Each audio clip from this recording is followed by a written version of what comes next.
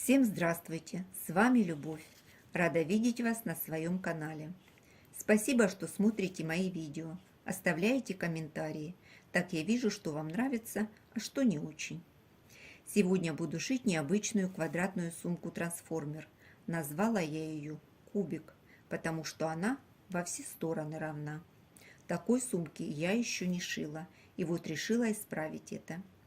Сумка небольшого размера, 20 и на 20 сантиметров. Думаю, больше подойдет для молодежи, хотя я тоже люблю все креативное.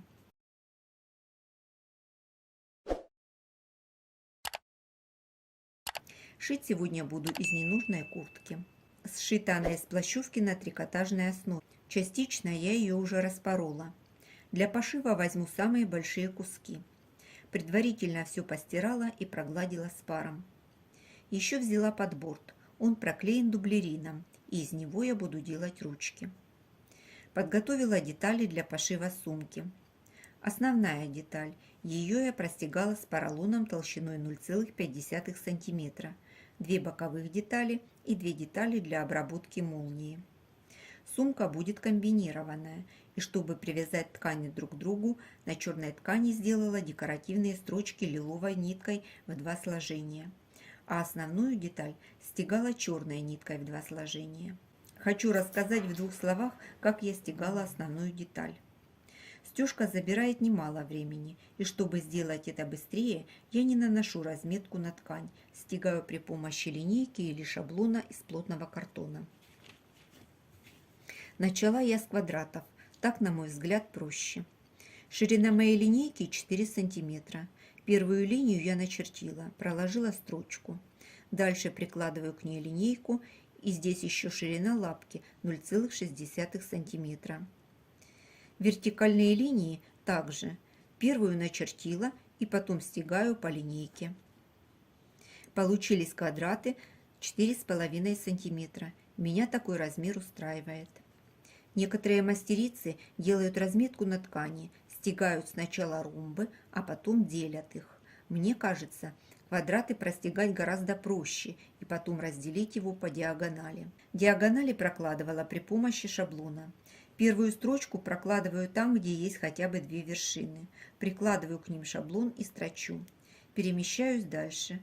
Прикладываю шаблон, строчу, дошла до конца шаблона, остановилась на вершине.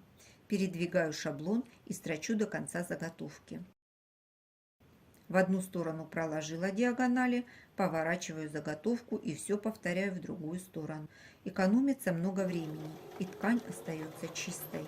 Не всегда можно нанести разметку на ткань, особенно белую, и такой метод туда подойдет замечательно. И еще один момент. В процессе стежки разметка стирается, особенно если это мел или мыло. Мне нравится этот способ, и разметкой я пользуюсь редко, в исключительных случаях. С лицевой стороной разобралась, теперь подкладка. Детали подкладки я выкроила из рубашечной ткани и проклеила их флизелином. По размеру они такие же, за исключением бокового квадрата. На нем я одну сторону укоротила на 0,5 см для лучшей посадки. Так внутри не будет складок и подкладка сядет лучше. На всех деталях наметила середину, чтобы потом не терять время при сборке. На подкладке сделала один карман на молнии, он двойной. С другой стороны обычный карман с быстрым доступом. В процессе пошива поняла, что карманы пришила высоко. Нужно опустить хотя бы на 3-4 см, так будет удобнее. Еще подготовила молнию с 2 бегунками и магнитные кнопки. Ручки для сумки я сделала сама. Изнаночная сторона – это репсовая лента. С другой стороны ткань, проклеенная дублерином, и внутри поролон толщиной 0,5 см. С каждой стороны проложила декоративную строчку. При желании ее можно сделать круглой, но я решила оставить так. Из куртки выпорола кант из кожзама. Он в хорошем состоянии, и я решила его использовать в пошиве сумки. Прикладываю с 2 сторон основной детали и буду притачать. Кант вшила, края отвела в сторону, поставила закрепку, Затем проложила строчку лапкой для вшивания молнии. Если нужна какая-то отделка, сейчас самое время это сделать. Дальше вшиваю боковые части. Совмещаю середины, фиксирую зажимами.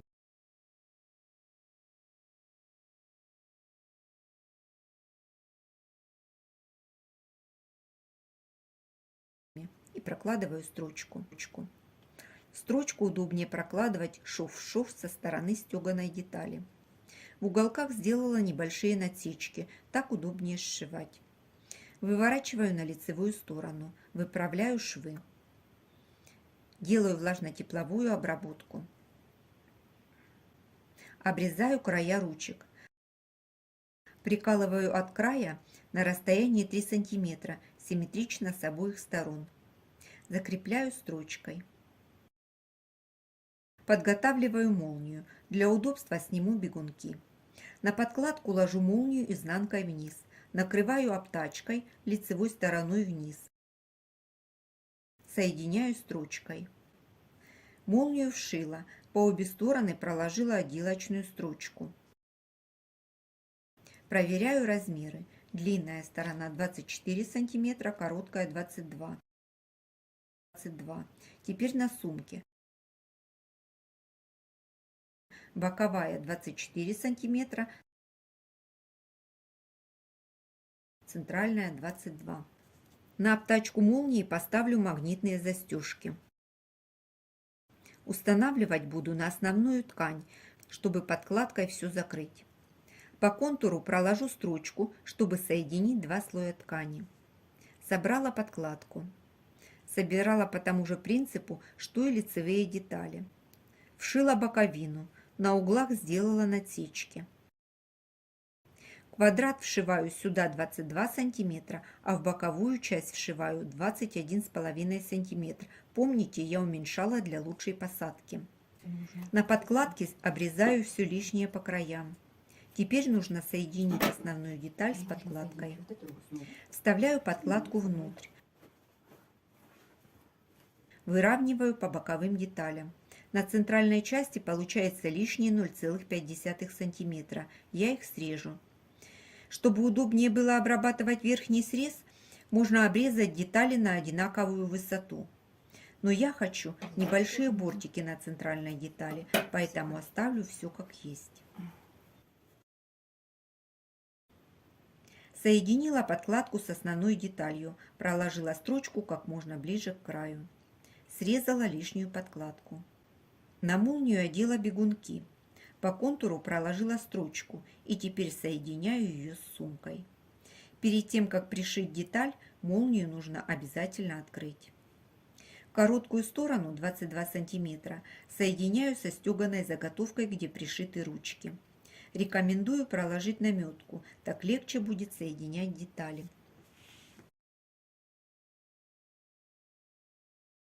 Строчку лучше прокладывать со стороны основной детали сумки. Так можно проконтролировать все выступы. В районе молнии сделала дополнительные строчки. Выравниваю край, срезаю все лишнее. Обрабатываем срезы удобным способом. Я обработала прямыми полосками ткани, каждую сторону отдельно. Я не люблю так обрабатывать срезы. В основном все срезы я прячу внутрь, так намного аккуратнее и швы получаются более тонкие. Открываю молнию и выворачиваю на лицевую сторону. Укладываю подкладку.